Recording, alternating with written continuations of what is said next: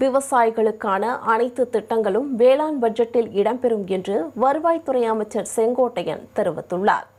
ஈரோட்டில் உள்ள தனியார் பள்ளி ஒன்றில் காங்கேயம் மாடுகள் பங்கேற்ற அழகு போட்டி நடைபெற்றது.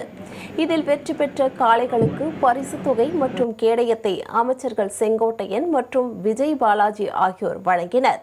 அப்போது செய்தியாளர்களை சந்தித்த அமைச்சர் செங்கோட்டையன், வரும் 6ஆம் தேதி வெளியாகும் வேளாண் பட்ஜெட்டில் விவசாயிகளுக்கான திட்டங்கள் இடம்பெறும் என தெரிவித்தார்.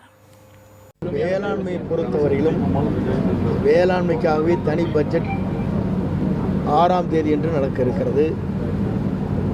ஆகவே வேளாண்மை துறையை நம்பி வாழுகிற விவசாயிகளுக்காக என்ன நலத்திட்டங்கள் நாம் உருவாக்க வேண்டுமோ அனைத்து திட்டங்களும் அதிலே அடங்கும்.